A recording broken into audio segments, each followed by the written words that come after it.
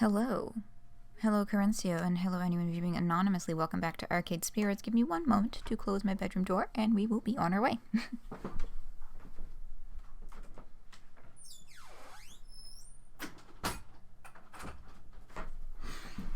Hello. I am here. Let me shuffle. I was doing some arty stuff. Here's my keyboard. Okay. We're set. So, technically there is some things that could be talked about in community news for today. However, it's Arcade Spirits Day. So, and we've got Homestuck Squared on Friday. So I'm just going to keep all the Homestuck community news to Friday's stream. And we're just going to get right into Arcade Spirits because it's been a while. We skipped out on last week because of... Sorry, I'm just trying to find the file. Because of the marathon stream. So I'd like to jam today as much as possible. We got an exciting adventure on the docket. We are still in the midst of the obligatory beach episode. And we are about to, I do believe we are about to receive the report from Iris about what her recommendations are for who to connect with on an evening stroll along the beach walk. Okay, let me know, is this on stream? This on screen? Should be good. We haven't had any issues with things not showing up properly in a while. I think the only ones that we had issues with that were like Butterfly Soup and I think Friendsim and maybe Pester Quest at one point. But this one's usually good. Seems good? Alright. Okay. Here we are. I think this is the shortest intro I've ever done. We're just ready to hop right in. And hop right in we shall. Afternoon slides in as the gang migrates from sandy shores to bustling boardwalk. Once you've had your fill of seaweed in your trousers, it's time to take a walk down the boardwalk and indulge in any number of side activities. No need to change out of your swim gear either. Unless you're going deeper into the beach town, you can just skip back and forth between the sands and the boardwalk. This is where the real action happens. Shops, restaurants, and of course, arcades. Soon enough, the group's splitting up to go try and do as much as possible. I've got time to tag along with some of them. Who to hang out with? I see. So we've got a whole afternoon of shenanigans before we jump to the report from Iris. They're giving us ample opportunity to mess around with as many folks as possible before getting that information back. Hello, Hermit Kermit. Welcome. We're just trying to decide who to spend some afternoon time with. I think, just judging from the morning of this same day, I think that we will get to spend some time with 3 out of the 4 options. So, we can be mindful of that. So it can be a decision of, that one sounds boring, let's do the rest. Or process of elimination. We got Gavin and Ashley are checking out an arcade. Naomi and Teo are raiding a candy store. Queen Bee and Percy are chatting and having a funnel cake. And Juniper and Francine are shopping for souvenirs. So, I'm assuming we're gonna check in with Gavin and Ashley at some point. Because we've been kinda gunning for Ashley since the beginning.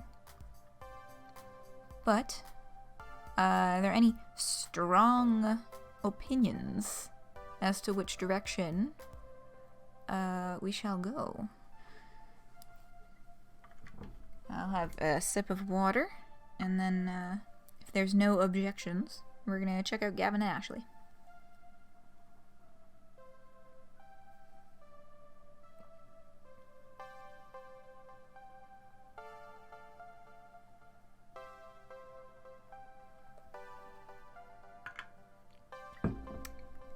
shit. I ran out of water. Okay, well.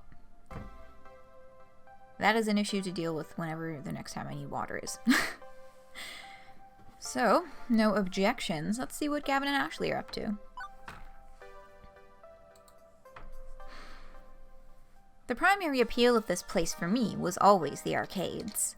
I rarely swam in the ocean. I preferred indoor swimming pools to unpredictable waves. That meant boardwalk crawls, arcade games, tokens, and joysticks. Although as I approach one of these open-air arcades, well, I don't see a single joystick. Impressive. Interesting. I'd hazard these arcades are 100% redemption games.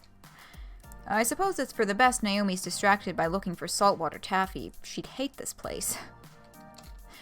I've noticed this industry trend away from anything vaguely resembling a traditional arcade game and towards touchscreens and prize tickets. I suppose it was inevitable. If not for a strong showing for joysticks through the 80s and 90s, it would have happened sooner. A game's a game, you know? I can enjoy just about anything. Oh, and hey, there's pinball. You like pinball, right, Gavin? Oh, and skee ball. I love alley rollers. What? Huh? Technically, skee ball, TM, depending on spelling and hyphenation, is a registered trademark. These are simply alley rollers, manufactured by a different company. Ugh, technicalities. Sheesh, way to suck the fun out of it. Ah, apologies for my innate killjoy nature. Allow me to make it up to you by actually having some fun. Is that even possible? With your ultra cool guy exterior and your will your ultra cool guy exterior allow your inner softie to be exposed?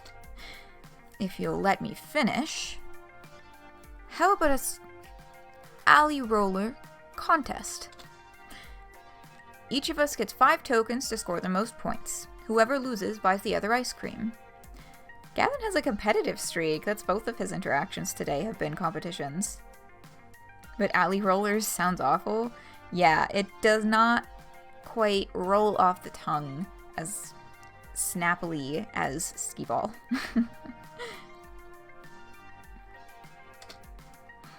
Now we're talking. Hey, Roxy, want to join in? Make this a 3-way dance? Maybe all the joysticks are gone, but I'm certainly a long-time skee ball fanatic. I'd likely clean the floor with these two. Still...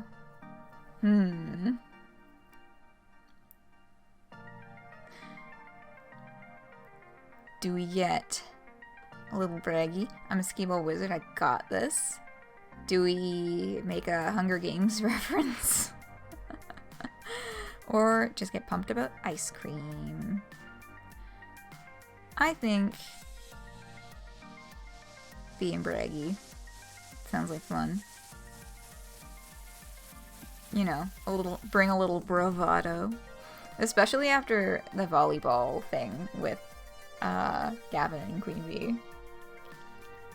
I mean, okay, I guess that did end all right. But, let's see, 1 or 2? Any other opinions? Speak now or forever hold your peace. So I'll give it an extra second just in case there's lag on the line.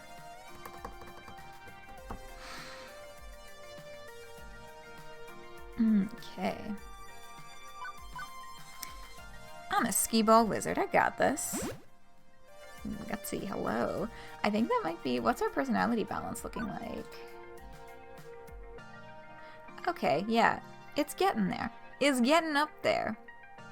It's nowhere near the kindly points, but it's our second highest is gutsy. Oh, you're gonna get it now. You take a shot at the skee ball king, you best not miss. That's the spirit. I can smell that victory ice cream already. And it smells like victory. Our coins rattle into the slot, tinking along the metal chute. 5 tokens, highest cumulative score wins. I suppose if it's 3 players, the 2 losers split the cost of the ice cream. I remember playing tons of alley rollers back when I was a kid, roaming up and down the boardwalks of Flotsam Beach. Like riding a bike, those are physical skills you never really forget. My grip on the gnarly old wooden ball feels completely natural even now.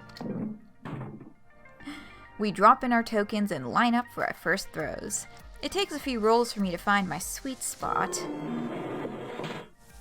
But eventually, I'm right where I need to be in the scores, which unfortunately can't be said of my coworkers.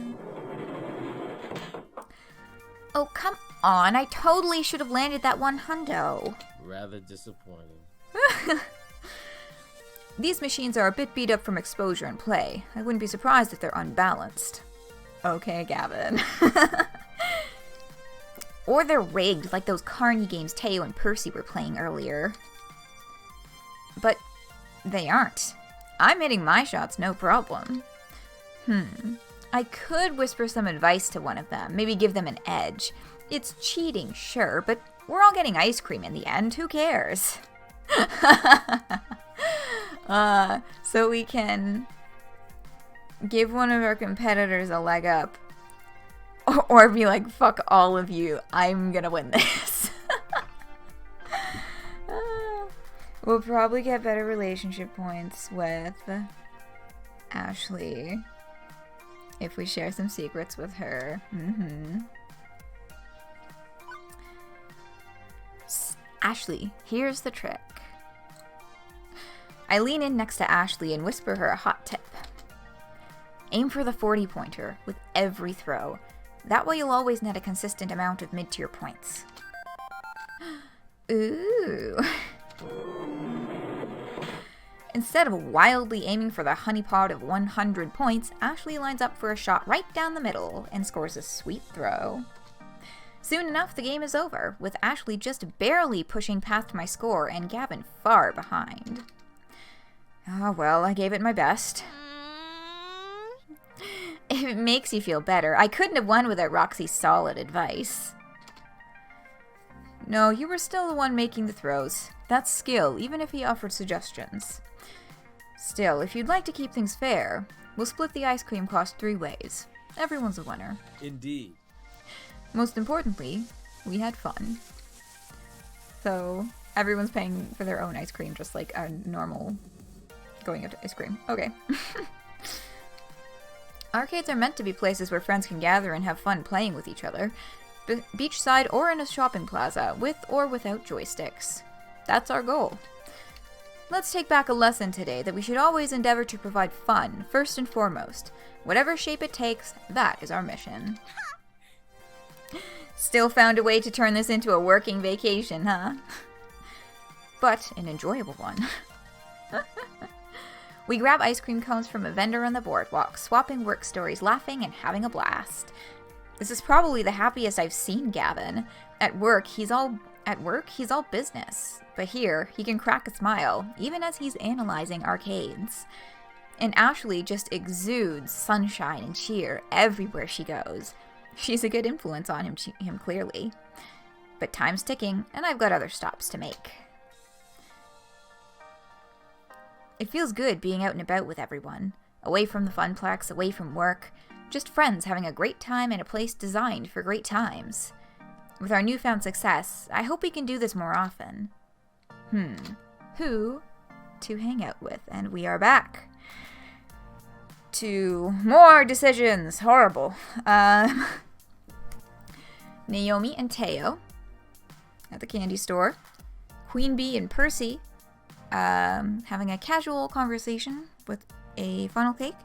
Or Juniper and Francine souvenir shopping. That's horrible, awful decisions. How dare this game ask me to make a single decision. Ever. For fucking real though, I'm not the best decision maker, as y'all know.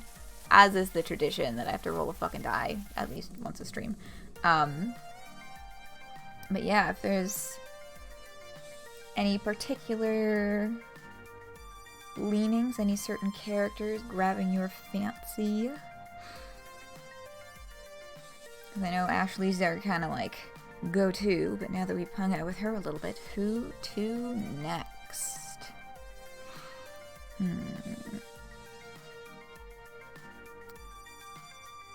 Aren't we also pretty invested in Queen Bee?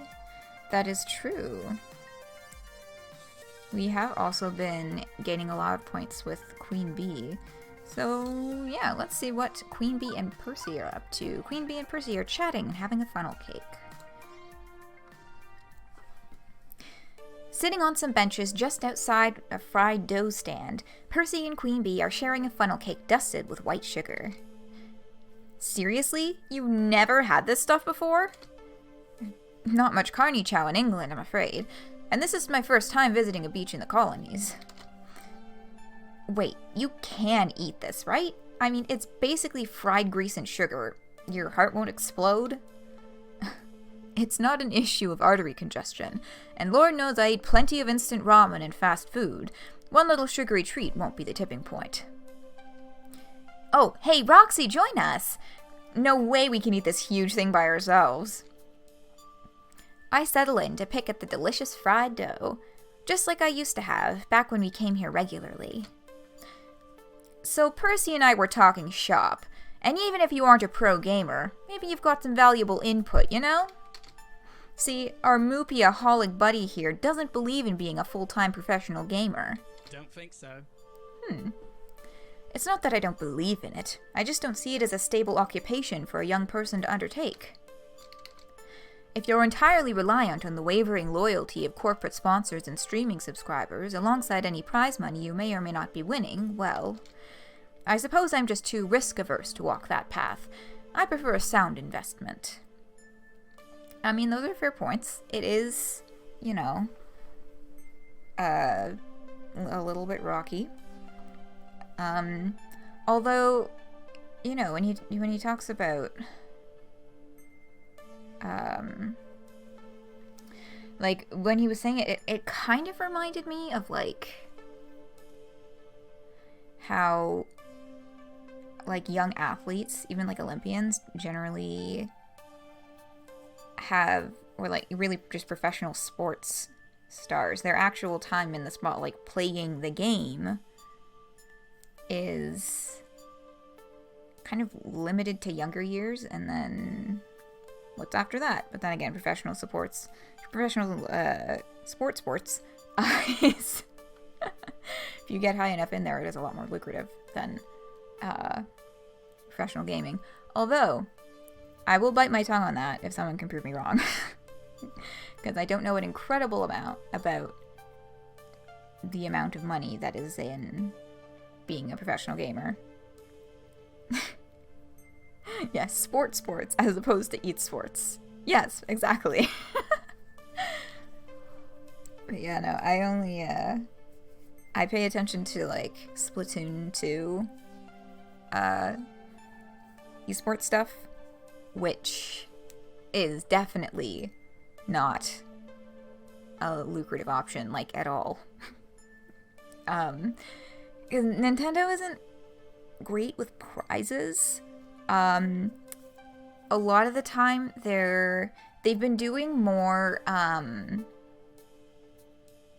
strictly online competitions since COVID stuff and quarantine, because they usually do an in-person world championship at E3 every year.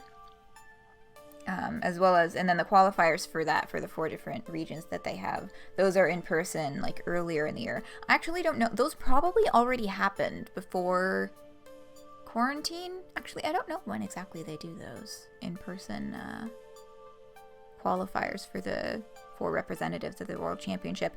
But, like, anyway, I'm getting distracted. The competitions, the tournaments that they've been doing strictly online, throughout, like, quarantine months, the prizes are all, like, for Nintendo Switch games, or their most recent one, their first place team, they all get, or teams, I think? I have to double check that. Their first place team, all the members get, like, an actual physical trophy mailed to them, and then the other placing teams all get 2,500 gold points to use in the Nintendo eShop. So, yeah, Nintendo is, for some reason, really averse to building an actual fucking esports community around their esports games. I mean, I don't know what's the Smash side of things is like. I know the Smash side of things is just generally more active as well. But, yeah. I know that things like League and Overwatch have, like, really massive tournaments with actual money on the line. But yeah, the scope of my esports knowledge is generally Splatoon, which, yeah, Nintendo is... They're being Nintendo, I guess.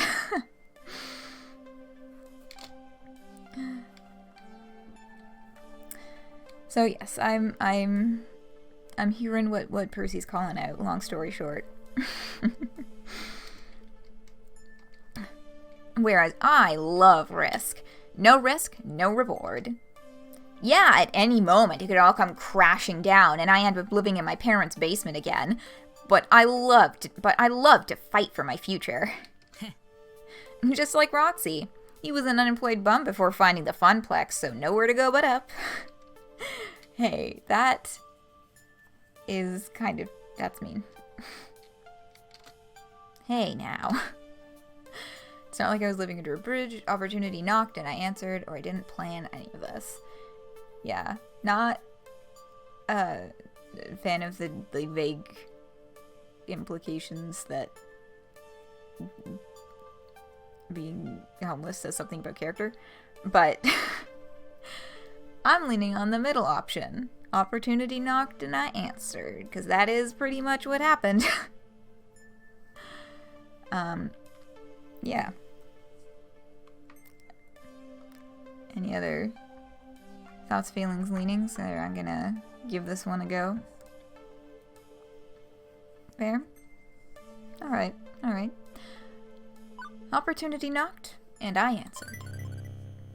Opportunity for work presented itself. I took it. That's a simple equation, really. A job's a job. The funplex is a fun job, but it's still a job. Right, but it's also a risky one. That's what I'm getting at. It's gainful employment in the end, but the only reason you aren't still eating pizza bagels is because you voluntarily took risks and made them pay for you. I'm not saying my path's for everyone. Abandoning the safer road in favor of the wild ride, it takes a certain mindset to make that work. But I promise you that those of us willing to make that leap are having a more rewarding life as a result.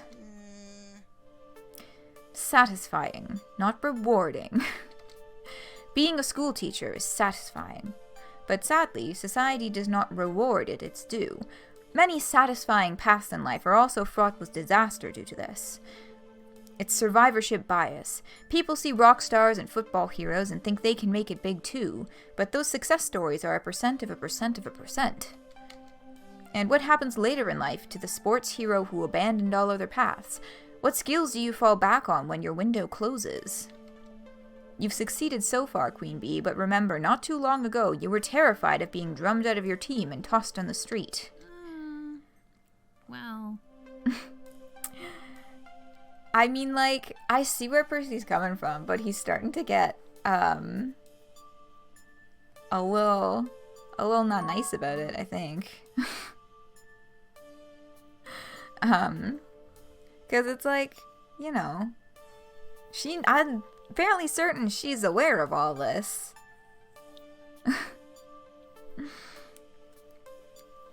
You know, I'm just kind of like shoving it all in her face, making her doubt stuff. Come on, man.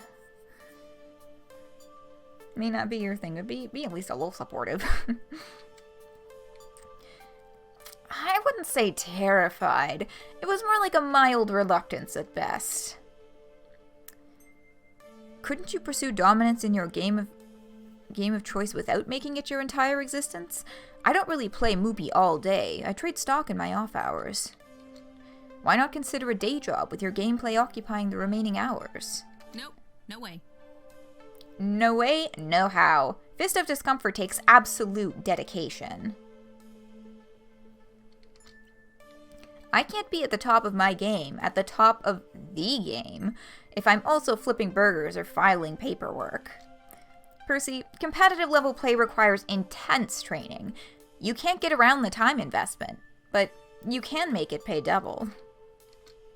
That's where streaming comes in. Whenever I'm training, I'm streaming. Subs and donations make me money while my skills go up, up, up. It's a win-win. I suppose I can see the need for time investment, yes, but it's not like streaming revenues are stable either. Perhaps Roxy can help settle this question.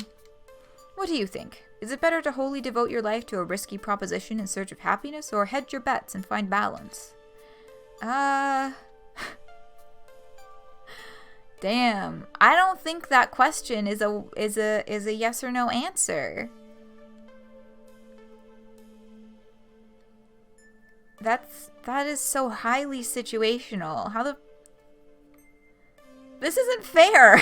This is a really big question that requires so much more nuance to... Fuck. It's like... I mean, I think taking a big risk, as long as you do have some kind of backup plan, is... like, you know, fucking go for it. Just, you know, make sure your shit's taken care of. Like, Queen Bee's taking big risks, but she also knows, if this goes belly up, I'll move back in with my parents. That's a backup plan. Right? But...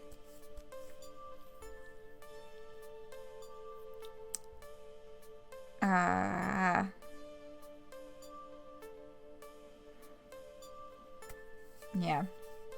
But also, I mean, y'all just heard me agreeing with Percy on everything. Like, I'm a very cautious person, let's put it that way. Yeah, I don't fucking know. Nuance! Hello. It is no longer No Nuance November. It is December 2nd. We are done with... That wasn't a super big thing, but I did see it in a few places, in particular, like, discussion groups. It would be like, no Nuance November. What are your very particular opinions? But no Nuance November. I saw it like, I think I saw it on Tumblr once or twice. I also saw it in the Lolita community. I'm in some, like, Facebook groups. Yes, I still use Facebook. I'm in some Facebook groups for my J-Fashion stuff. And like, some of them were like discussion groups where someone made a post like, hey, no Nuance November. What are your no exceptions, solid, unbreakable opinions? And of course, the comment section turned into a fucking shitstorm, but like, I didn't participate, or I didn't look too far into that. I was like, this sounds like a bad idea to me, but fucking go for it.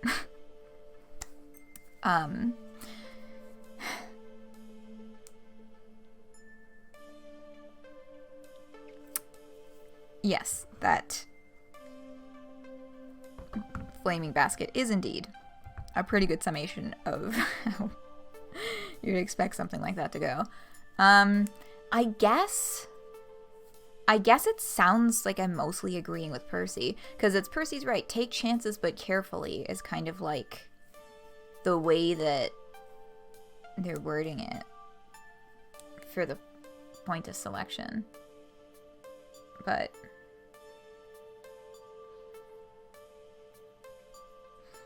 damn, this is not the conversation I expected to walk in on over here. Am I gonna have to roll the fucking dice? I don't know. Strong opinions from the crowd? Oh, you don't know either? Cool. Okay, cool.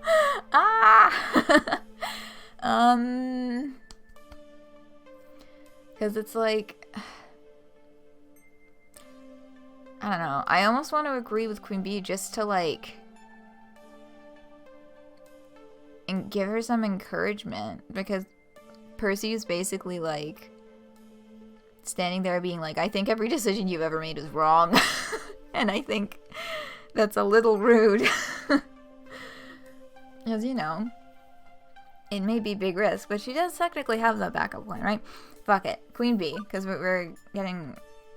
Wait, I think Queen bee is our second place for relationship points anyway. So, you know. Why not? Why not simultaneously tell Percy to back up and metagame for Queen bee? Queen bee's right. No risk, no reward. I think Queen bee's right. If you really want to devote yourself to something, no matter the risk, you have to go all in.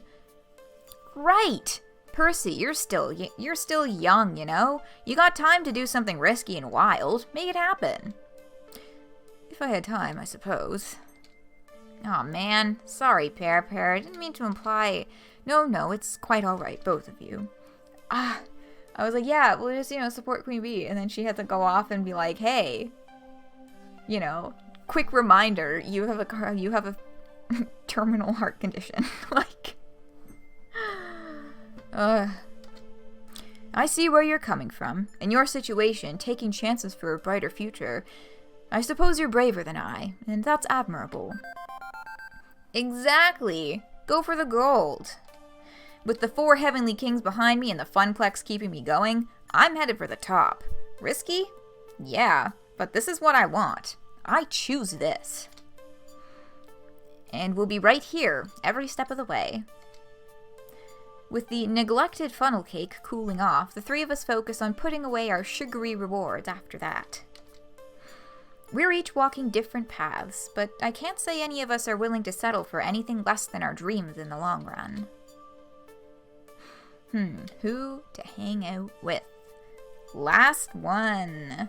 Naomi and Teo at the candy store, or Juniper and Francine with souvenirs.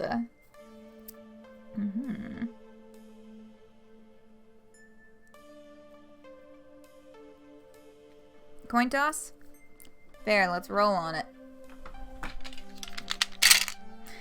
Ow, I was like, oh, I shouldn't shake this too close to the microphone, and then I shook it right next to my fucking ear. Let's see, what one have I not used in a while? D10. Oh no, wait, D10 isn't a good idea because it has 0 on it. And I normally do odd or even numbers, so that doesn't work with the D10. D4. Been a while since the D4.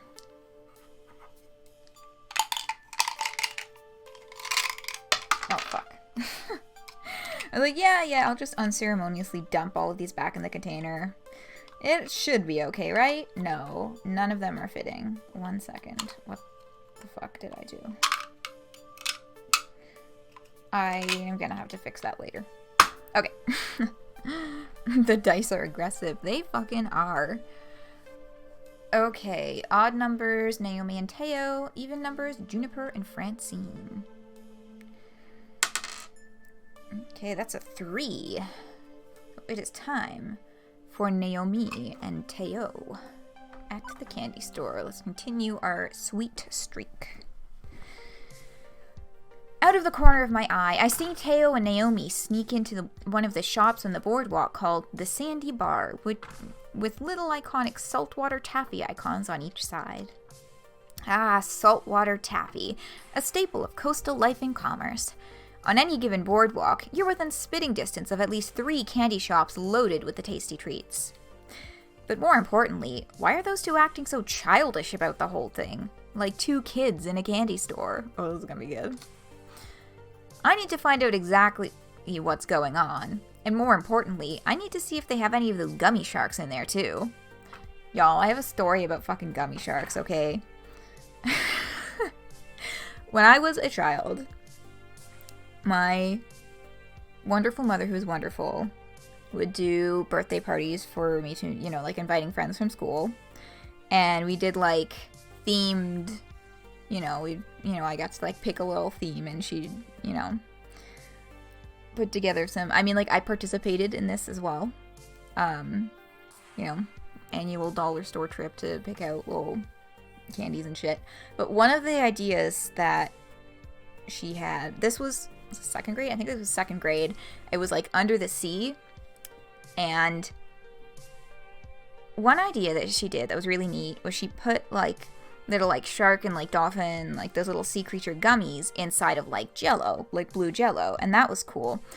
But she also had the idea of putting the gummies inside of ice cubes, like putting the shark gummies in, freezing them into ice cubes. That idea didn't work out too great. They were really weird. Like the gummies, the way that they froze, they didn't taste the same when they like thawed it back out again, and the texture was weird. It was, yeah.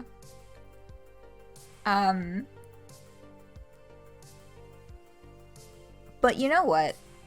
It may not have worked out, but I applaud the creativity. Yeah, the jello thing worked out well and like looked really cool. But yeah, gummy treats in general. This was specifically gummy sharks, but I think gummy treats in general, it's fair to say, maybe not the greatest idea to freeze them into ice cubes. But yes, I do applaud the creativity. That was, in theory, a good idea. They looked kind of neat, but as an edible thing, 10, yeah, exactly. 10 out of 10 aesthetic, maybe not great for eating. Like fondant. Fondant is what I think of immediately when I read that statement. Because it's just, yeah, sickly sweet.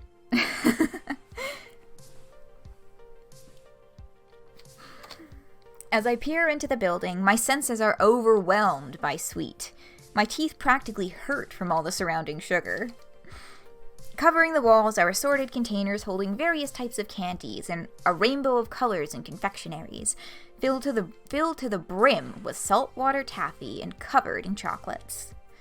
Not only do I take note of the delectable candy, but I also notice all the kitties running around. I can't help but be reminded of the Funplex. Same atmosphere, just fewer games. I look over to the person behind the counter and give them a nod of understanding. I feel you, noble cashier, in your quest to maintain peace and order. I always forget they made an emote to counterbalance the salt. Oh, that makes sense.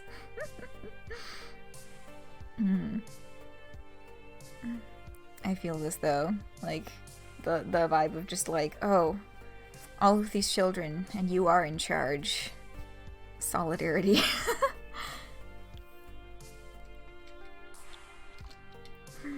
Naomi and Teo recognize me and wave me over. Over here, Roxy! Come help us decide on what to get. I comply and go over toward them. Naomi is huddled over a table and is filling her arms with various desserts. Oh, I want one of these, and 2 of these, and a handful of this one. Oh, what's that over there? Wow! Candied apples? Oh, I have to get one of those too. This is the best part about going to the beach. Look at how many different candies there are. I could just devour them all. Now, I pegged Naomi as having a sweet tooth, but Teo, with all his dancing, I would have guessed him to stick to a healthier diet.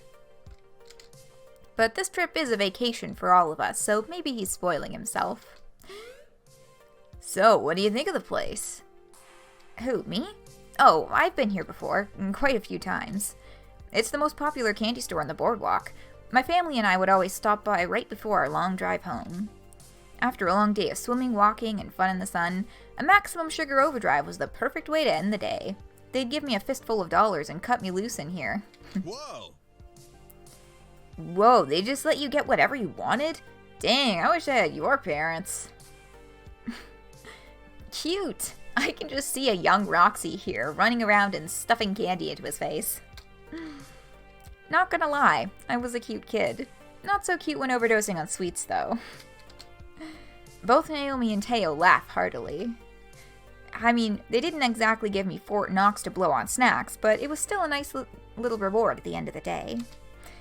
As I am a creature of habit, I'd always get saltwater taffy year after year. It's just the best feeling, munching on taffy while watching the waves crash in the sand. Naomi suddenly gasps, interrupting my recollection. What is it, Naomi? They have conpeto. I'm still confused. Is that a good thing? It's the best thing. They're these little traditional Japanese sugar candies that look like stars and are my absolute favorite. Oh, I think that I've seen those before online. Are they the ones that look like,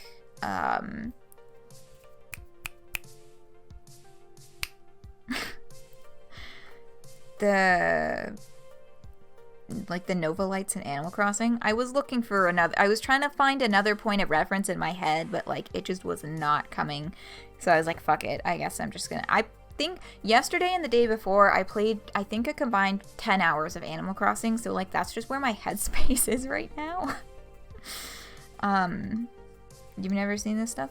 Yeah. But the description is what reminds me of it. I never connected the name to it. How does she spell it? Conpeto? Let me Google that.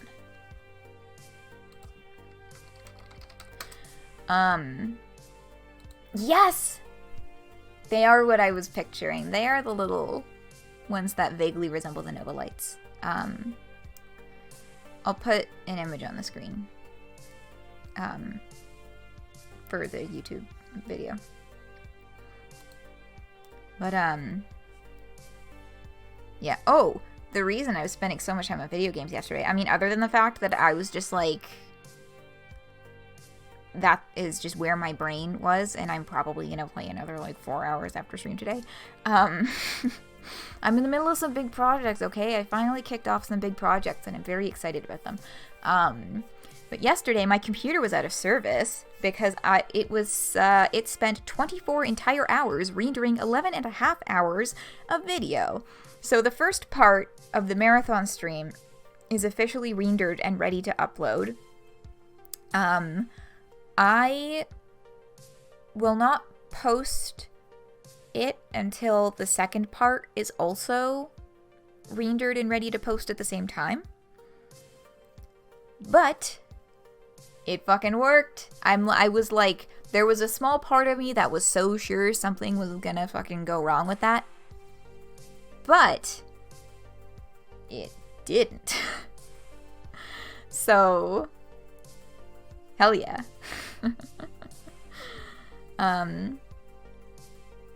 Yeah, so I just gotta do the second part, which I think I'm probably gonna set to render before I go to bed today, and then it'll be rendering through the day tomorrow, and hopefully I should have marathon stream ready to post sometime over the weekend.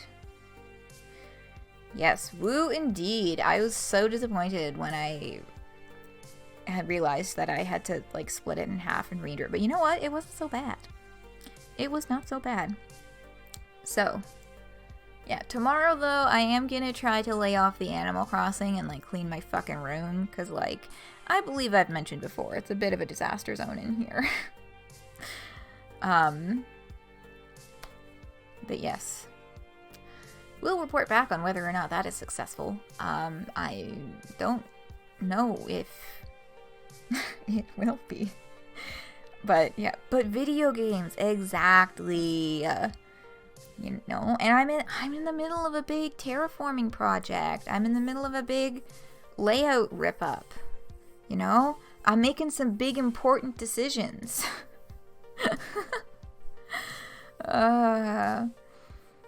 Yeah. It would also be nice to not live in a cloud of dust, though. I feel like that's also important. So, I will try to remember that when I am staring into the eyes of one Isabelle Animal Crossing. As she beckons me into my game. Anyway, that took a couple different tangents there. Yes, so Jimmy sugar candies that look like stars. Every time my mother would go visit family in Japan, she'd bring me back some. But it's been years since I last had some. She squeals excitedly and runs over to a little stand that has a cute assortment of pastel sugar stars. We follow suit and make our way next to Naomi. Teo picks up a bag and brings it closer to his face, examining them. Okay, these are quite possibly the cutest candies I've ever seen. They are really fucking adorable. Sweet. And they're so sweet. Aw, Naomi, nothing is sweeter than you. Ah. And that's a fact. That's not entirely true. Oh, Teo's such a fucking flirt. I love it. I have to agree with Teo. No one has brought me more impromptu lunches at work than you do. Thank you, but these candies are still the sweetest. You both should taste these, by the way. I just know you'll love them as much as I do.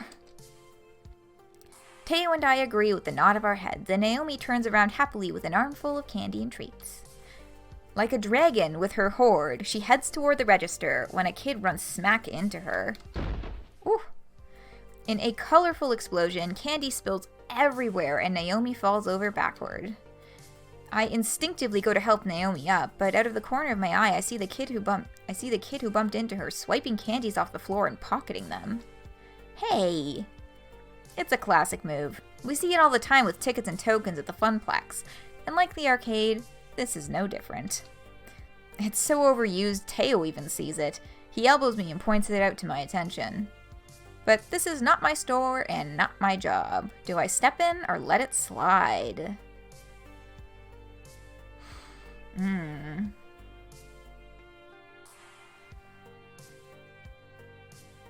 Pick up the mess, point out the thief, or help Naomi up.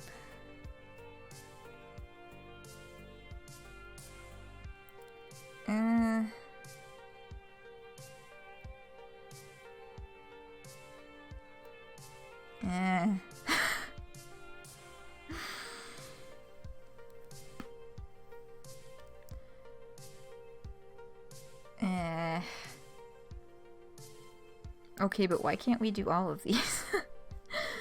I mean, like, yeah, theoretically, all three are possible in this situation.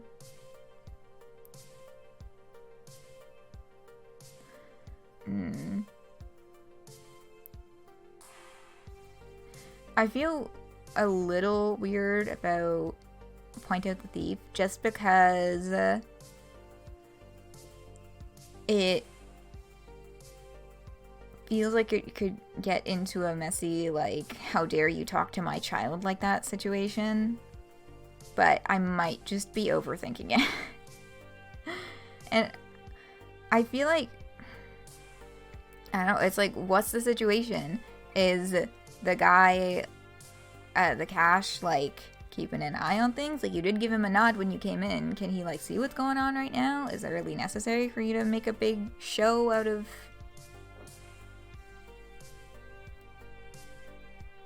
I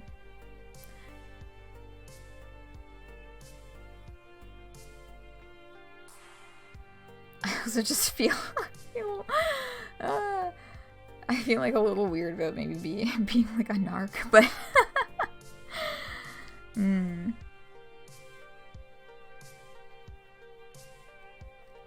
Because at the end of the day, it's like, why is this kid doing this? Is it because they straight up can't fucking afford it? Like, you know.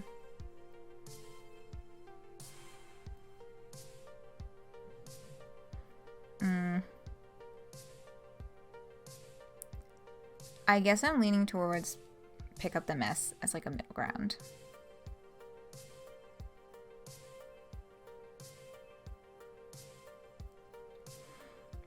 Because also, like, they were just saying, this is a Funplex classic. People do this with tokens and tickets all the time. Like, well, I'm sure the employees here are aware of it too, right?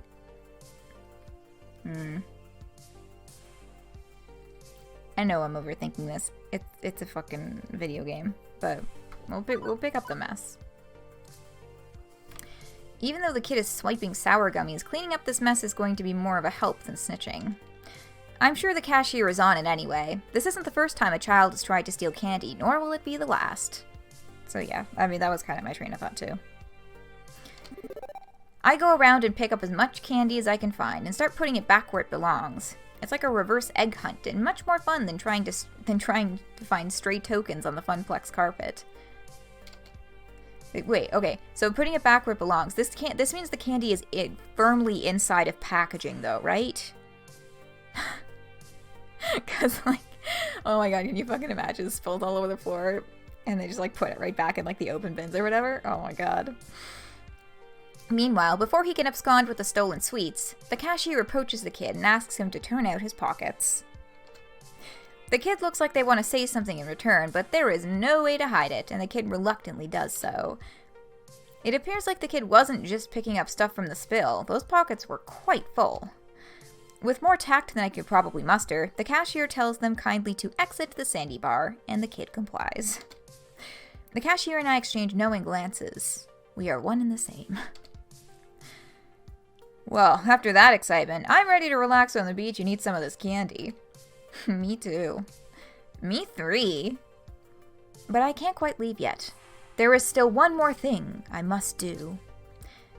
I need to get some saltwater taffy. It's a Nitram family boardwalk tradition, after all. Oh yeah, we can't break tradition. Although if we do, I wouldn't mind starting a new Funplex beach tradition with you.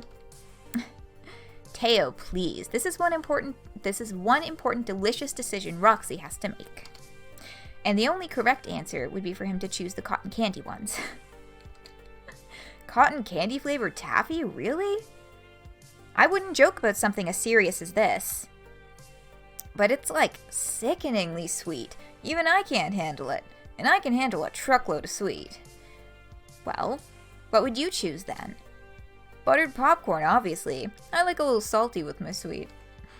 But that's such a... What? Is that like a mispronunciation of sacrilege that they tried to type out? Cotton candy. Insert Roxy here. But that's sacrilege. I'm much... Saccharin? True? Oh, right. Saccharin and sacrilege. I see. I'm much more of a purist. Yes, very sugary pun. Getting in a fight over taffy flavors isn't necessary. Both taste great, but I already know what I'm going home with. What's that, Roxy? Cotton candy, buttered popcorn, or grab bag. I mean, like, if it was me actually standing in a candy store, it would be grab bag. Because I like variety.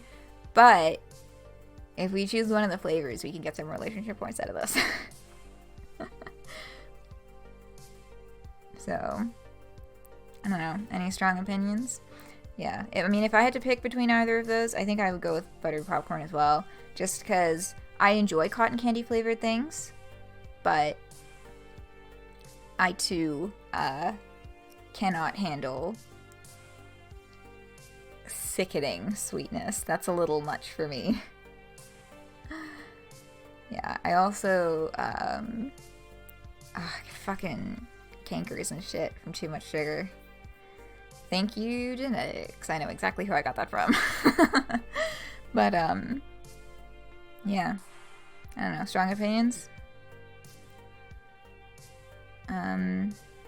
Oh yes, we'll finish this interaction, and then, we'll take 5. I'm noticing it's almost midnight, and I'm just thinking, water sounds nice, talking about all of this food. I'm out of water. No strong opinions? Okay. Well. Oh, and a hydrate. Indeed, I will. I will fill up my water bottle over break.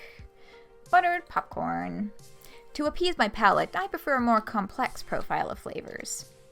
I agree with Teo. Nothing beats buttered popcorn. Excellent. I respectfully disagree with your opinions. But that just means more cotton candy taffy for me. I think that about covers it. Shall we blow this popsicle stand? Ooh, they have popsicles too? Once again, Naomi's got her arms filled to the brim with candy and she nods enthusiastically. Teo's picked out some of his favorites too. We each take our turns in line, and before we know it, we're happily carrying our stash with us to the boardwalk. Oh, I almost forgot! She stops abruptly, digging through her bag for a moment, and pulls out the Confeito. I should look up the pronunciation of that. I feel like I'm probably getting that wrong. Yes, I've been wanting one since you pointed them out. Naomi opens the bag, and both Teo and I pick one out. Popping the sugar star in our mouths, both of us smile wide, enjoying its sugary goodness. Love it. Oh, that is so yummy! For real, Naomi, this is my new favorite candy. It's very good. Maybe next time I'm at the Sandy Bar, I'll get some of these instead of taffy. Next time I'm here. Because with the Funplex riding high in the world, I bet we could afford a next time. And another, and another. Thank you for introducing me to a whole new world of flavor, Naomi. Anytime, Teo. Maybe if I can change your mind on candy, I can convince you to dance a little lighter on Showtime stage. It's a delicate cabinet. But then I wouldn't get to see you as much on the Funplex floor. Very true. I've got my candy haul, so my work here is done. I got places to be. And I want to spend some time taking in the sea breeze. Catch you later. I need to clear my senses of sugar, too. We'll catch up with you later, Roxy. Once alone, I open my bag of saltwater taffy, pick one out, and eat it. I let the taste fully consume me. Now this is a perfect vacation. And scene. Oh my god. Are we gonna eat dinner first, or are we finally gonna get that report from Iris? Ugh.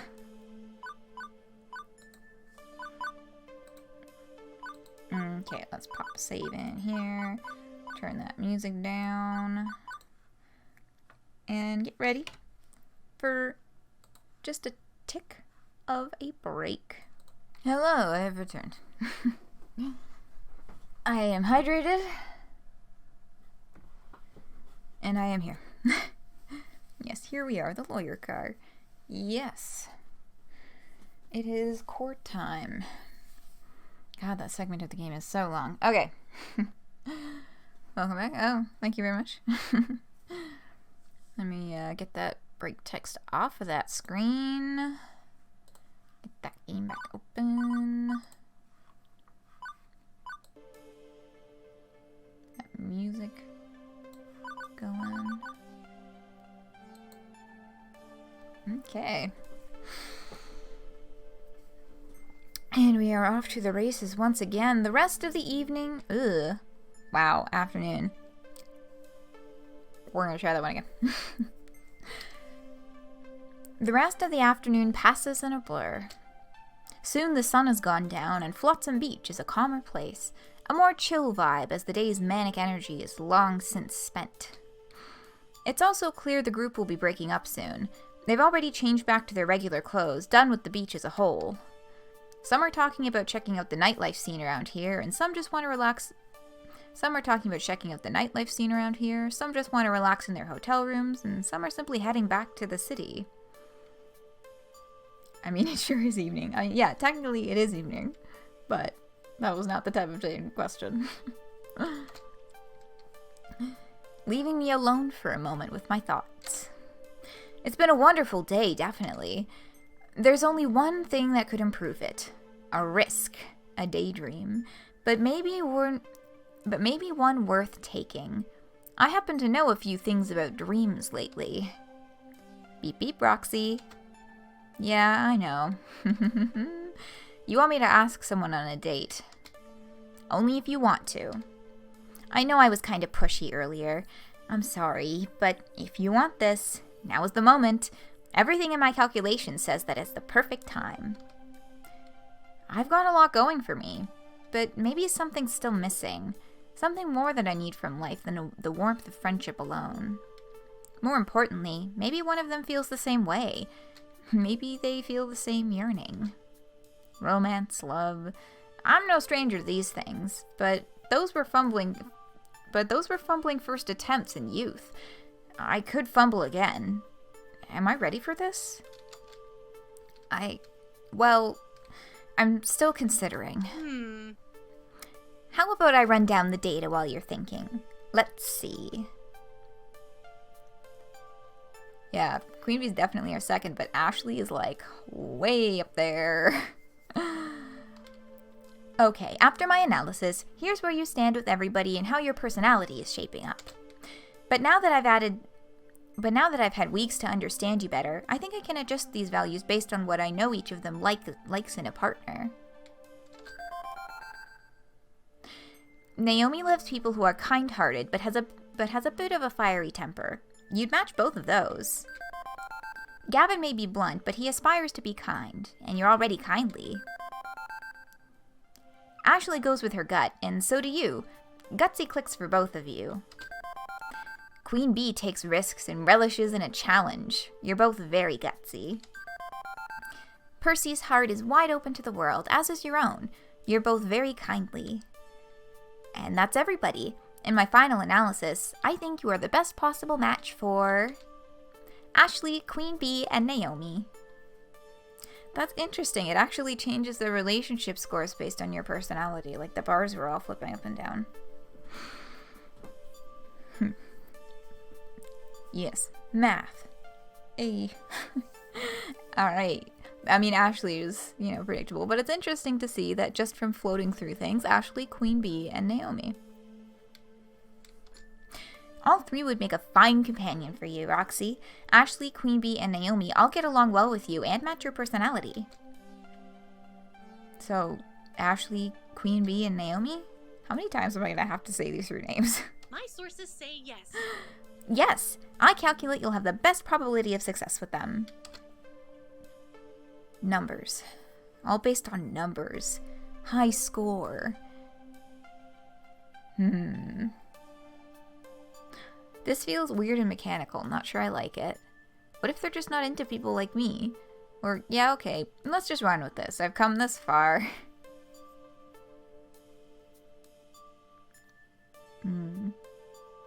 I mean, it does feel weird and mechanical, but so has pretty much, a lot of the stuff with Iris falls kind of Uncanny Valley in the first place. So, looks like things are working out.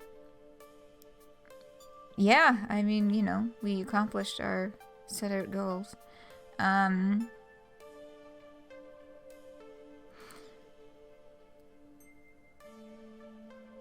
Do we game the system by not calling the game, by not calling out the game? I mean, I feel like at this point we can't just say fuck it and go for it with option 3. Yeah, that's kind of where I was leaning to. Like, fuck it. Right? I'm interested in what the dialogue is for the other two, but I'm also just down to, like, tally forth. Yeah, okay, let's just run with this. I've come this far. It's weird, but you know what? My life is weird. It's surfing a deep wave of weird, all the way to the shores of weirdness. So, okay, hook me up with someone who's matching my numbers. I'm ready to go. Great, but I want to make sure you understand what's really going on here. I'm software, right? I have to see the world. I have to see the world through numbers. I see your relationships as numbers. I see your vocal tones as numbers, and I score it all. But the math is less important than the meaning. I see a number, but that number represents your free will and your heart. You chose to spend time with them. You shared good times with smiles and laughter, and sometimes even tears. This isn't like a dating website. You aren't asking a total stranger out just because the numbers match. You need to switch the casual relationship around. I need to ask for a casual relationship? Oh, causal. Oh my god. Yo. Did that actually say casual, or did I also read that incorrectly? I also super read that incorrectly. You need to switch the causal relationship around. Fuck. I need to ask for a casual relationship? Causal, as in the cause of. You aren't spending time with them because of the numbers. The numbers exist because you wanted to spend time with them. These freaking words. You know, the exact same thing happened with Calliope, and for like 8 friggin' years, I thought that she was saying casual spoilers. But then it was when I was on the 4Fans stream reading a conversation with Calliope, with Cassie, that it was someone did point it out to me. It's causal spoilers. Calliope references causal spoilers, not casual, and it's like, ah, fuck, 8 fucking years and I've been reading it wrong. Of course.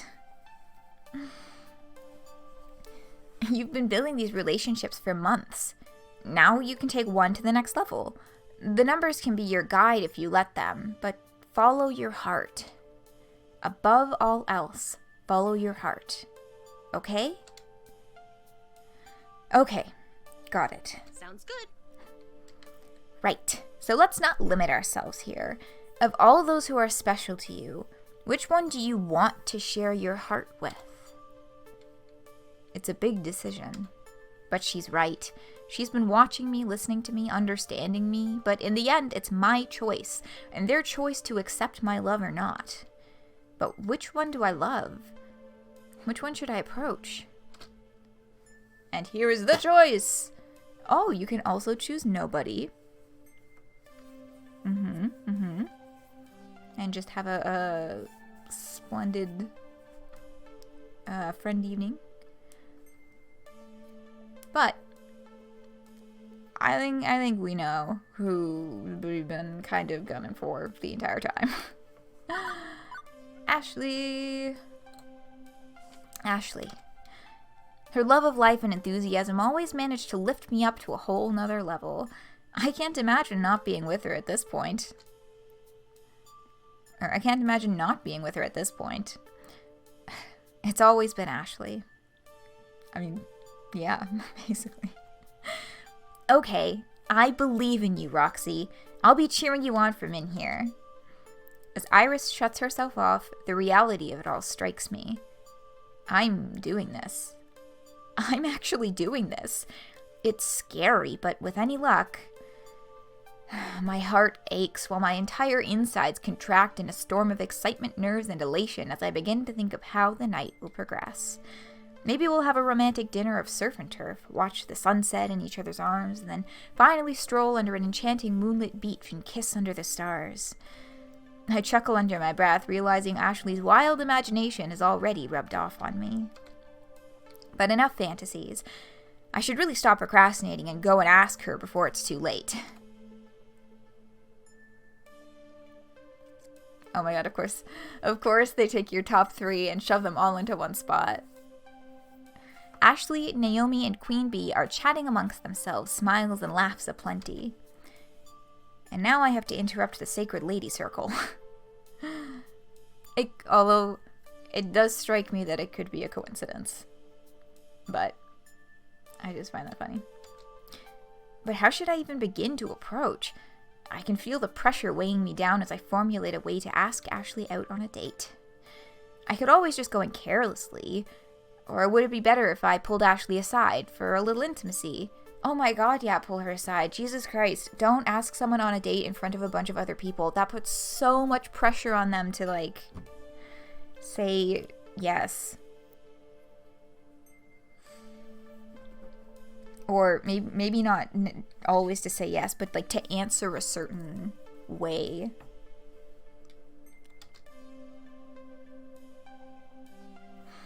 So, Ashley, could I borrow you for a sec? I think I've made clear that I'm of that particular line of thought. But yeah, it's like, it reminds me of like, you know, like public proposals and that whole thing with people posting these big videos on YouTube and stuff. It's like, oh my goodness.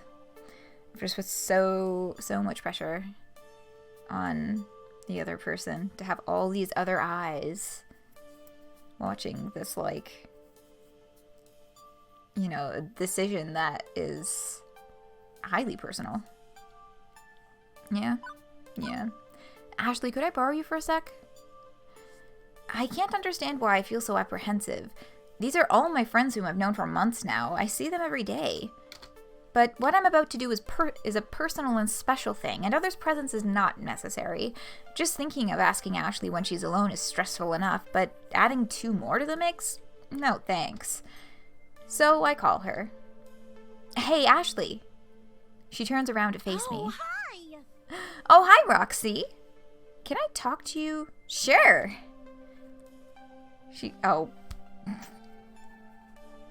She just stands there, not moving towards me, smiling innocently the whole time. Oh no! Privately? Oh, of course! Ashley steps away from the group and heads in my direction.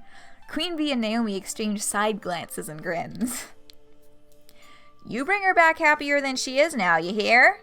You bring her back happier than she is now, you hear? And don't stay out too late. Ashley turns around to face them.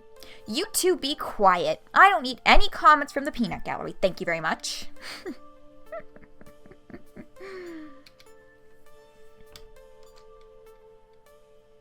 And then back to me. So, you know, they know. I mean, like, we did kind of tell Roxy at the end of the convention. They were like, hey, I think I might be catching feelings for you. You think she's not gonna, like, mayhaps freak out a little bit about that? Be a little excited? Maybe talk about it a little bit with her friends? Don't you worry about them. They just enjoyed teasing little poor and helpless me. I think Ashley said that last part just a little too loud on purpose so her friends could hear. Wondering if they just totally forgot that part. Yeah, like, that, it feels like a moment like that should do something to tip the balance when Iris was doing her calculations. But then again, when we clicked that option and the moment, it already added a relationship point when we did it then, right? So, what's up? Ashley looks down as she nervously puts her hands in her jean jacket pocket. It looks like she's fiddling with something, and I wonder what it could be.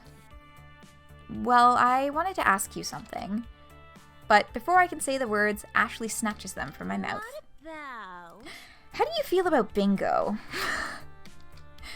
What? You know, the game of extreme chance with the tiny colorful number balls, the bingo cards, and the neon daubers. Please tell me you've played bingo.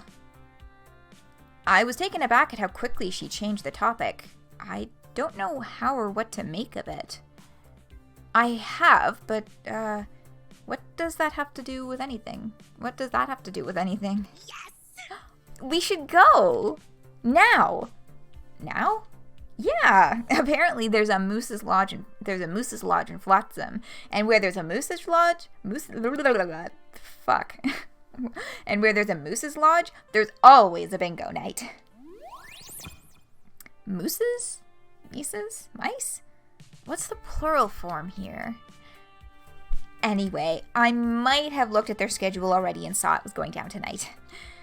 So will you bingo with me?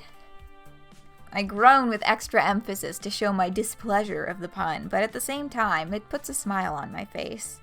Moosin'. That is a noble suggestion, Corinthia. I'll take that as a yes. We are gonna have so much fun tonight. I'm glad we're getting to spend some time together. Whoops, I think I just hit the spacebar twice by accident. Nope, we're good. At least Ashley wants to spend time with me tonight, I guess. I mean, this is what I wanted, even if it's not exactly how I imagined it going. It's sort of like an informal date, no? But just this, right now, is enough to make me happy. You could also say, hey, before we head off, I came over actually to ask you on a date. Maybe. So maybe that could be this. I don't know. What do you think? Bingo Date Wild. Yeah, because it's kind of unclear as to whether that's what Ashley's thinking of this. Because, like, we got the teasing from Queen Bee and Naomi, but it's kind of unclear. Just a touch. But she seemed like into it and not uncomfortable when we told her we might be catching feelings. So, we'll have to see how the evening goes. And who knows how the rest of the evening will play out. For now, I'm focusing on having fun with a person I care about.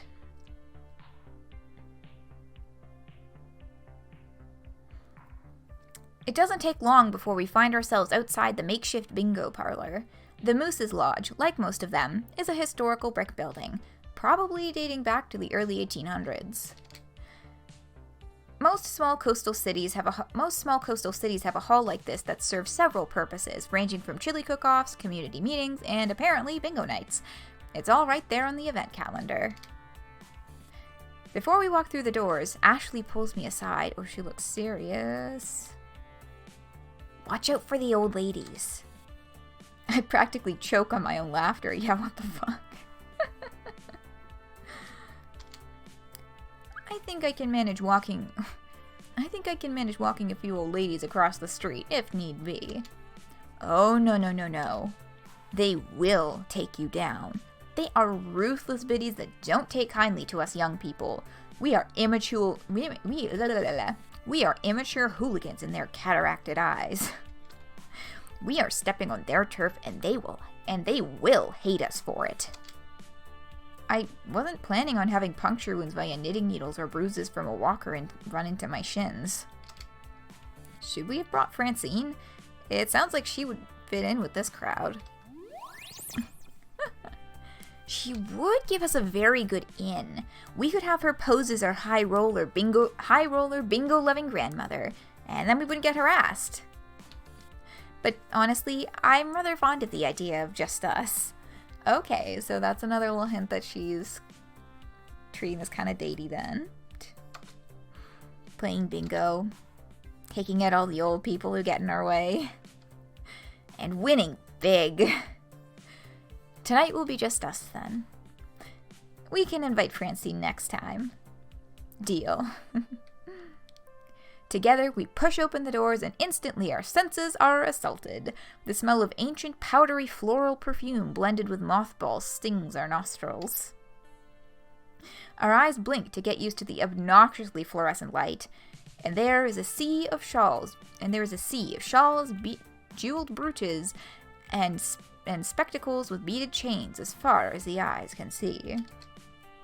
We are immediately met with harsh glares from everyone in the room, all of which the combined median age is of 76.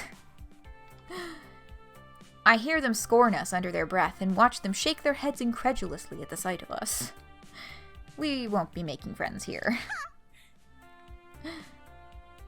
The audacity of the young folk today is downright ridiculous. Ashley puts on her best old lady impression and I play it right back. It's atrocious, really. Okay, it's one thing for them to be, unnecessarily glaring, but now you're openly mocking them. The hall itself wasn't too fancy and held everything one needed for bingo night. Tables and chairs, a bingo cage, and an army of daubers. Bingo daubers, by the way, are actually neat to use as an art supply. In particular, if you ever have to program for children. Which is a thing that I have experience with.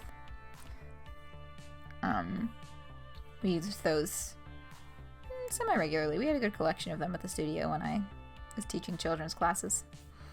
I mean, really, they're just like big markers with like a very specific shape, right? Like a little circle snapper for doing like polka dots on a little animal or some shit.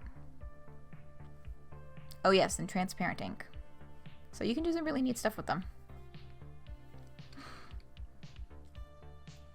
Ashley and I make our way up to the main desk and got in line. Made our way up to the main desk and got in line, waiting to purchase all our necessary bingo supplies. While paying the buy-in fee to contribute to the prize pool, Ashley instructed me in the mysterious ways of the bingo. You were just now learning the word dauber, and also I think the game spelled it wrong. Very possible. I remember Juniper and I played a few times as a kid, but it was never for money or competitive. I remember in elementary school, we had we do Carnival every year in the winter, which is Carnival is specifically primarily it's a big festival in Quebec. But you know, with the French classes, we would do Carnival, and it would be this big thing where you would have like the 8th graders would all like organize.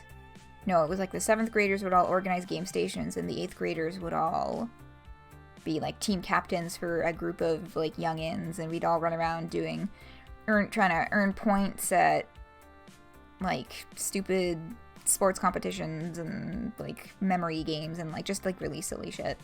But one of the things that they did for Carnival was each class got a bingo card, and over the announcements every morning they'd pick a new bingo number. I think it was for the entire month of, wow, I don't even remember what month we would have been doing this.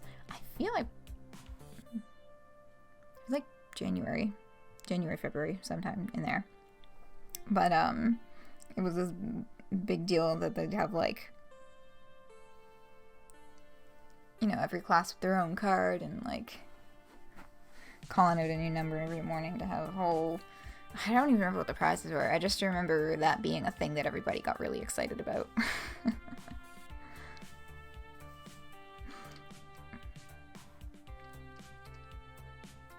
Yes, I did read this.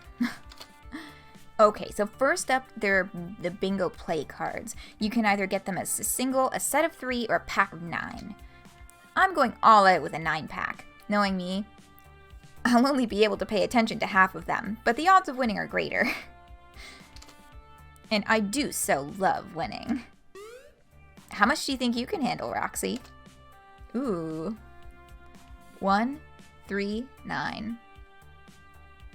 I mean, I think fuck it. Let's go for a 9-pack.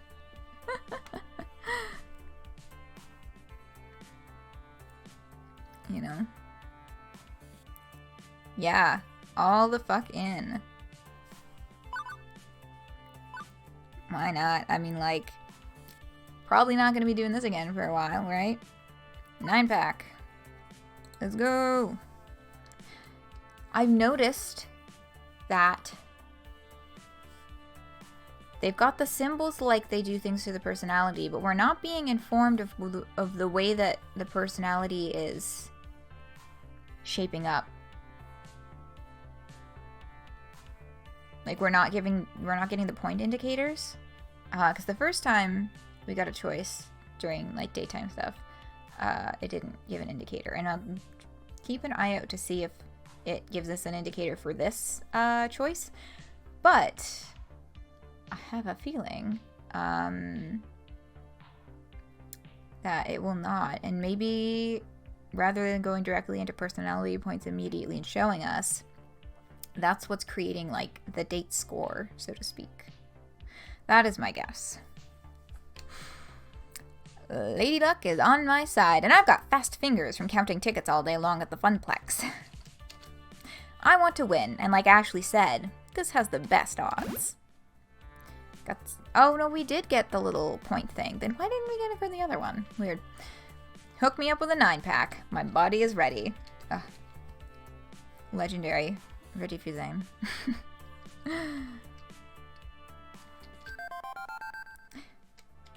and a little relationship points too. Daring, I like it. I just hope you can keep up with me. Now, I need you to mentally prepare yourself for this next part. It will be the most difficult choice you'll ever make. Guessing now, it is going to be the color for the bingo dabber. I'm worried. Should I be worried? I missed the whole life or death aspect in previous bingo games with Juniper. Have I been doing it wrong the whole time? If I choose wrong, will they throw us into a pit of bingo balls and we suffocate due to the choking hazards? Relax, Roxy. I just need you to choose out your dauber color. Got him. Nope. But you can't choose blue. That one's mine. Ashley snatches up a blue dauber from the lineup and cradles it protectively in her arms. The colors themselves are all obnoxiously bright neon, which reminds me of all the lights in the Funplex. And since the radioactive blue has already been spoken for, I'll choose... Ooh, red, purple, orange, green, pink.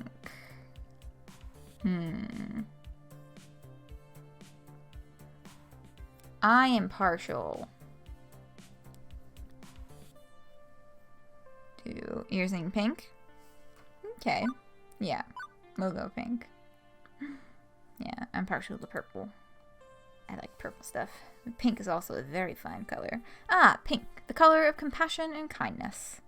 The old ladies will be so blinded by my love of bingo, they won't stand a chance. This couldn't possibly matter, right? Yeah, God, I hope this isn't... It didn't have the little indicators, so, like, I don't think it mattered. This color will surely lead me to big money, with a capital B and a capital M.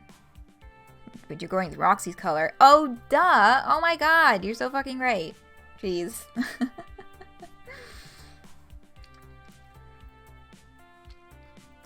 Yes, Roxy. That makes a lot of sense. That's the bingo spirit. After getting our supplies, we find a place to sit down. Unfortunately, the only spaces for both of us is right in the middle of the room, surrounded by a swarm of old ladies. Like a walk of shame, I can feel all eyes on us as we get settled in. Curses of whippersnappers and impudent children are flung our way. Unaffected by the abuse, we put our daubers at the ready and our bingo cards in front of us. Be ready for when they start calling numbers. They're awfully quick. I nod to Ashley. I mean, how hard could it be? Famous last words, my friend. One of the people from the front desk takes their position at the ball cage and begins churning. Hold on to your butts, here we go. With a quickness I never expected, the caller begins shouting out numbers. B6, G52, O74, N36, I21. The numbers hit me fast like punches to the gut. I tried desperately to keep up, making messy pink blobs on the paper. I could feel myself slipping behind the rest. Wait, did they say G50 or G60? Maybe G50? That's what I put down. About the only number I was 100% sure I got was the free space.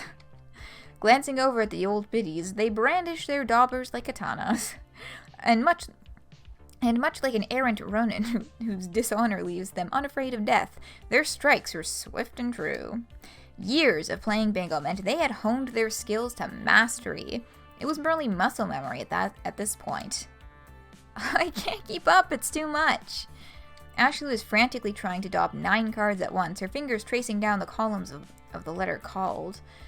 I was having a tough time myself, but the challenge mixed with the confusion of everything left us both in smiles and laughter. I'm just gonna daub a smiley face on this next one.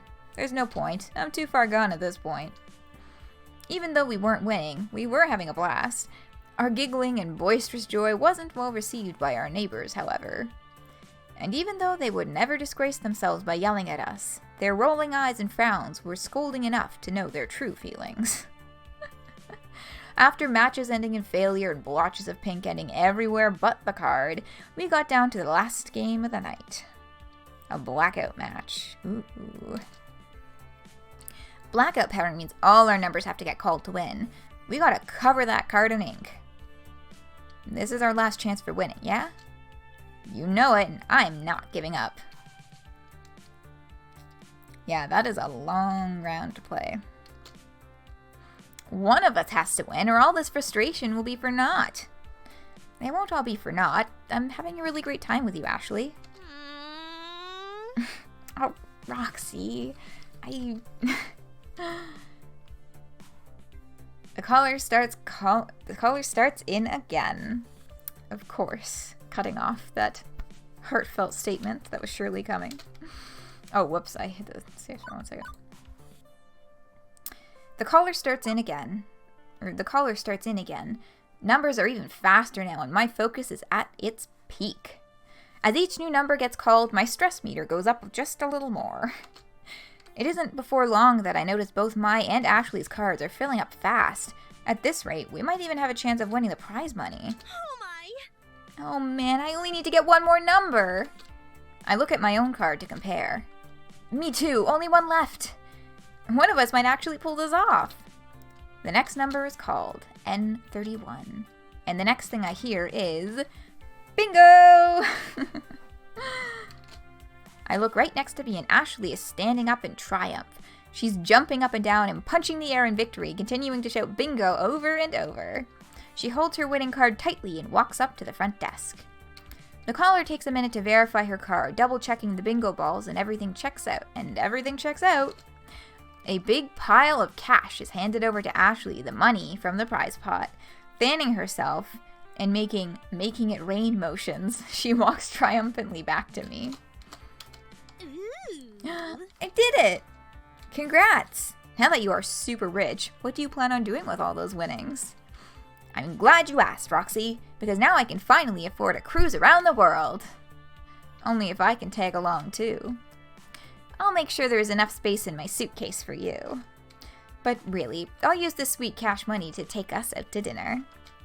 Oh, don't worry about it, Ashley. Dinner's on me. You don't have to do that, Roxy. I know, but I want to. Ashley, you're special to me, and I want to treat you to something nice. If you're sure. I'm sure. Well, if that's the case, we are going to the Flavorville Buffet. It's my favorite restaurant, and they just opened one here. Any food sounds like good food at this point. I'm famished. Good, because once you go to the Flavorville Buffet, you'll never want to go to another restaurant again.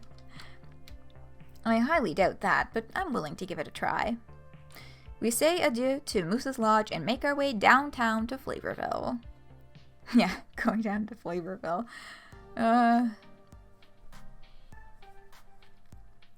It's Flavor Town is what Guy Fieri says, right?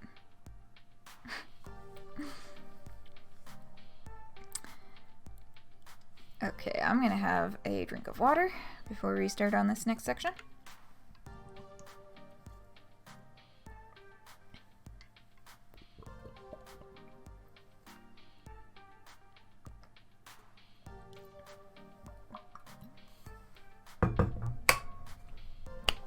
Okay.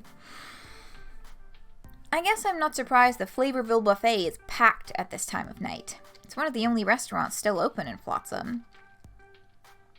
Welcome to Flavorville. Population? Us. Well, us and everyone else.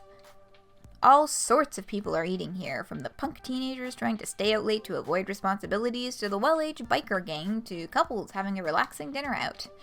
It wouldn't be my first choice for a date, nor my third, but it was Ashley's choice, and whatever makes her happy makes me happy. As we are led to our table, we pass by aisles of buffet tables filled to the brim with every food imaginable. Ashley's eyes go wide with excitement. Once at our table, we take a moment to order drinks before Ashley jumps up, ready to devour everything in sight. Amazing! Look at all the food! I am going to eat it all. Oh, what do I start with? Tacos? Waffles? Ice cream? Fried ice cream waffles made into tacos? Roxy, there are too many choices. I'd say go with your favorite first. Dessert it is. Ashley points in the direction of the smorgasbord of sweets. To the dessert bar. We each grab a plastic tray and proceed to shuffle down the food queue with the rest of the people. Both Ashley and I fill up our trays with a plethora of treats. Brownies, cakes, cookies, and an ice cream sundae made to our own perfections. Quickly, we return to our table with a mountain of goodies and dig in. Oh man, we made out like bandits. Look at this sugary goodness. We share bites from everything, tasting it all, and all of it is delicious. Maybe it's due to working up a huge appetite from all that intense bingo, but I wouldn't expect such flavor from a local beach buffet. Maybe that's why they call it Flavorville. It's a bill full of flavor, and it ain't fucking around about that. We talk of the day's events and smile happily in each other's company. Every time Ashley and I get together, it's like this. Endless fun. Being with her brings me so much joy. Eventually our momentum slows, and we have half-eaten desserts strewn across the table.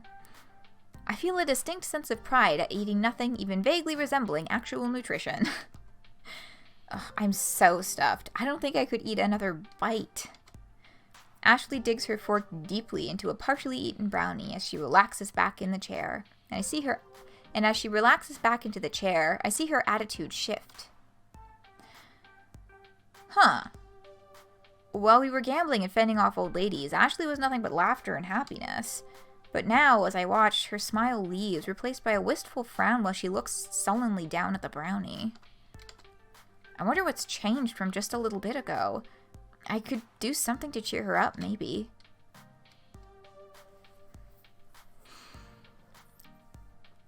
Say, hey, I'm here for you.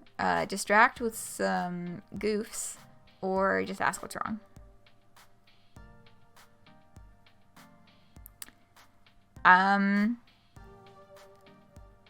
I'll say, I'm here for you. Hey, what's up? What's going on? Cause, yeah, damn. I mean, maybe it's been a hell of a fucking day. Yeah, time to be serious. I'm here for you. Ashley, I want you to know that I'm here for you if you need anything. Anything at all. I mean it. I'll listen to whatever you have to say. If you need a hug, I'll sweep you up with one. If you need me to wear a toga and feed you grapes while you lounge on a shade, well, that might take a little longer to arrange, but... The thought of me wrapped up in a white bedsheet spurs a small smile on Ashley's face. You're sweet, and I appreciate that. But... Ashley's gaze leaves the mess of a brownie and she looks directly into my eyes. Have you ever had to do something that you know will end in failure, but you know you have to do it anyway? Of course. Remember when we went to Max? Ashley nods her head. Doubt ran rampant through my thoughts the entire day. I thought for sure it was going to end with nothing accomplished. I was dead set that it had trickled down and caused the absolute ruin of gay merriment. I was scared, but you were there for me that day. You helped me overcome those fears, and everything turned out peachy in the end. Yeah, remember when we did crimes? I put my hands on Ashley's and squeezed them assuredly. You're braver than you think, Ashley. What do you mean? In everything you do, you've always shown me courage. From dealing with the brats at the funplex to dressing up for cosplay to confronting all those old biddies at the bingo. That's bravery. You know, I don't think before this game I have ever heard elderly women referred to as biddies.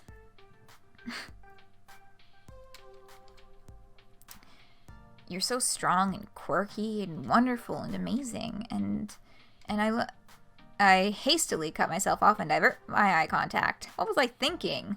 What was I doing? I can't just go around spurting things like that without knowing Ashley's side of everything. My face is a rush of red, and so is Ashley's at this point, and I feel like I've just ruined everything, similar to my other romantic relations. Ashley once again fidgets with something in her jacket pocket, and I wonder what she's hidden away. Hey, let's get out of here. I need some fresh air to clear my head, and this place is suffocating. Ashley and I are on the same page. I know a place that's the perfect getaway. by all means, take me there. I pick up the check, and once our financial responsibilities are settled, we head for the beach.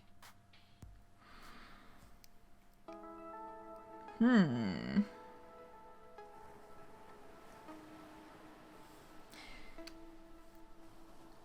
nighttime beach is such a stark contrast to the day. Not a soul in sight. The beach is completely dead. It's cooled off enough to don a sweatshirt too, or at least not to be in your beach skivvies. Everything is remarkably brilliant thanks to being bathed in moonlight. And Ashley's moonlit profile is stunning. We stood mostly in silence, save for the "sure nice out here" and other trivial exchanges. I could feel the awkward tension mounting as Ashley kept fumbling with the thing in her pocket and her facial expression kept changing. This isn't how I pictured this night to end up, both of us floundering around with nothing to say. I was about to chalk this up to another failure, another unrequited experience. Happy endings aren't for the Nitram family. I'm sorry. Huh? Sorry for what? Sorry for being me. Sorry for being awkward and weird this whole evening. Why? What? Ashley digs her hands into her jean jacket pocket and pulls out a sheet of paper. I just feel like everything leading up to this moment has been a mess. I wrote you this letter, and I haven't been able to muster enough courage to read it to you. You wrote me a letter? Yeah, how old school is that, right? Can I read it to you? Of course! That's so cute! Oh my god. Ugh. I'm leaning on her reading it rather than taking over. She worked up the courage to say, I've been trying to read this too. So I think we can give her that last little push, right? Speak now, forever hold your peace. I'm gonna have some water.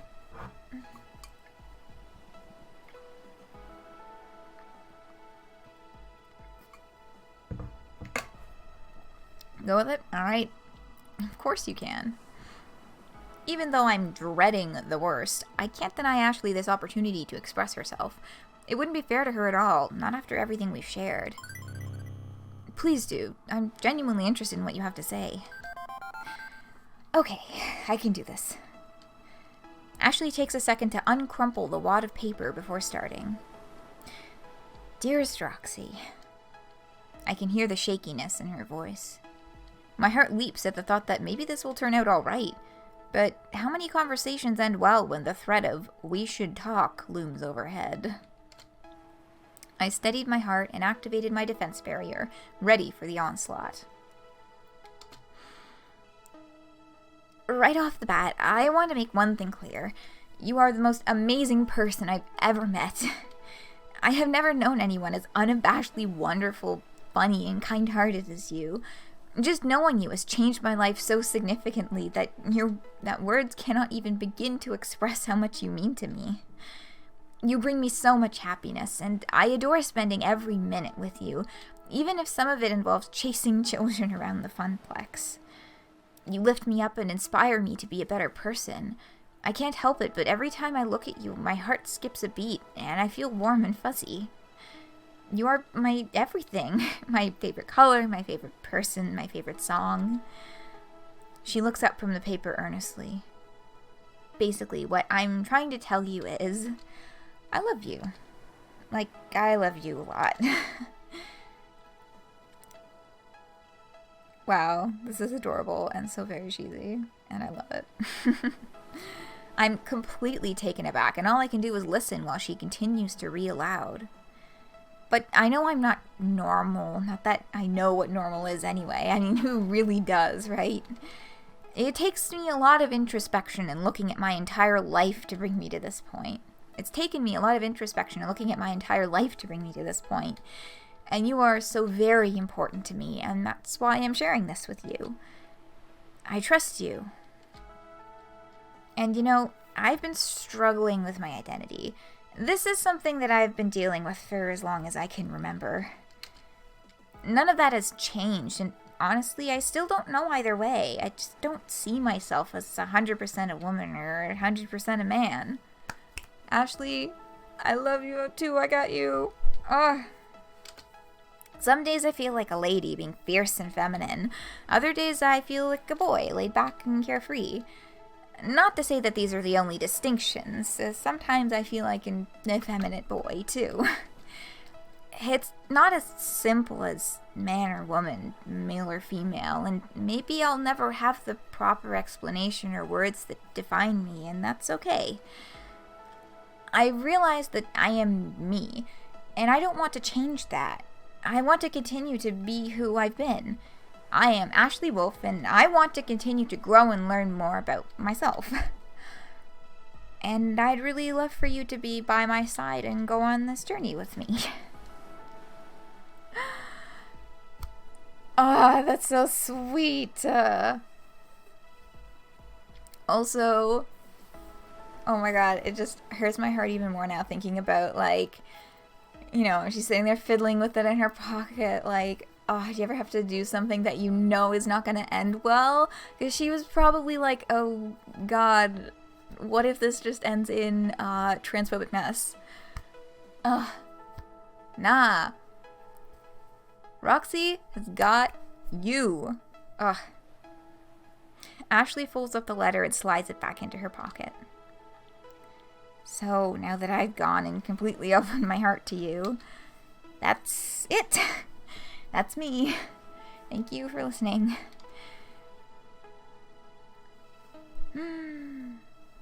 You're amazingly courageous. I could just kiss you, or I'm speechless. I feel like it should be one of the first two.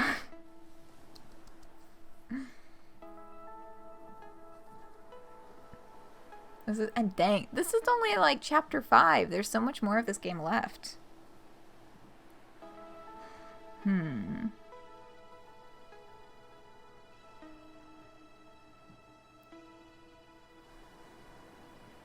Thoughts and feelings. Or should I roll a dice on this one? Get some water.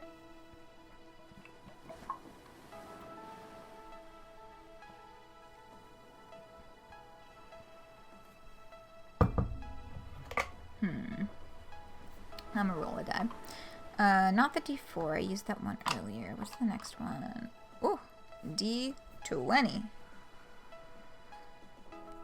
Okay, odd numbers first one, even numbers second one. That is 10.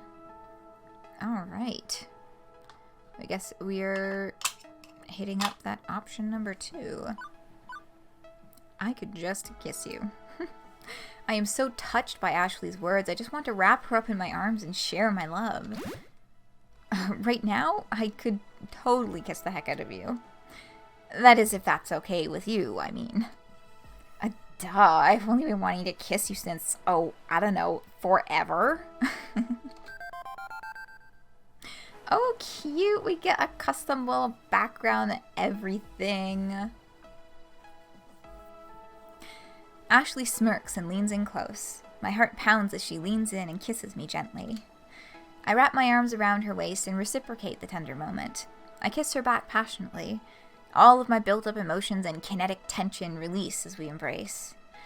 Her lips are soft and warm, and I smile happily as we continue kissing. Ashley pulls back from me and gently puts her hand up to my face. She smiles lovingly. Before we get in too deep, I just want to make sure you're okay with this. Can you accept me for me? Of course I accept you. I love you, Ashley. Ashley hugs me tightly and gives me another peck. I love you so much. You mean so much to me. You mean so much to me, too. I could never say it as eloquently as you, but the feelings are there. You are so very special to me, Roxy. As you are to me. We spent the rest of the night among the moon and stars, chatting and enjoying each other's company, and of course, exchanging kisses and tender moments. When I first thought of how this was going to go down, I would have never imagined it ending like this. I Guess I did get my happy ending. Cute as hell! And that's how Ashley and I found each other. I'd called our lunchtime party the high water mark, one perfect moment in time. But I was wrong. This was it. And in the difficult weeks ahead, I'd cling to that high water mark in hopes that the wave would roll my way again.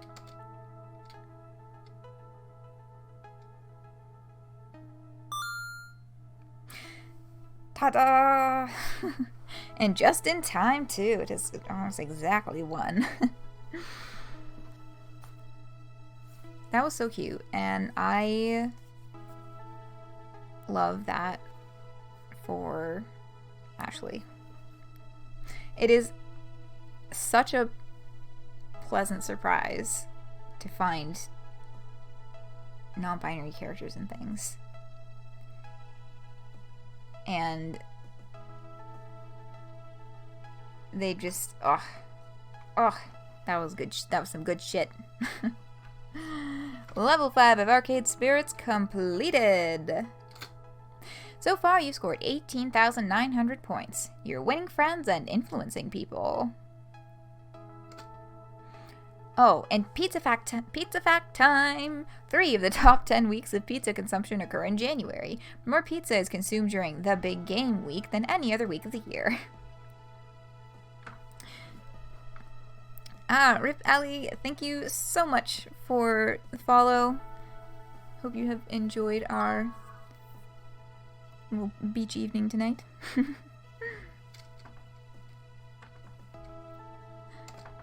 Do you want to save your game before proceeding to level 6? Yes, I do. Yes.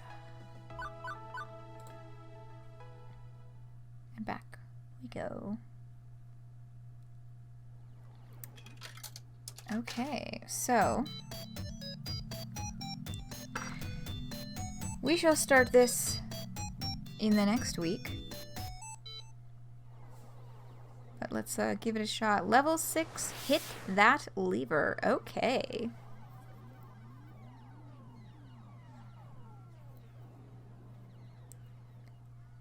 And once again,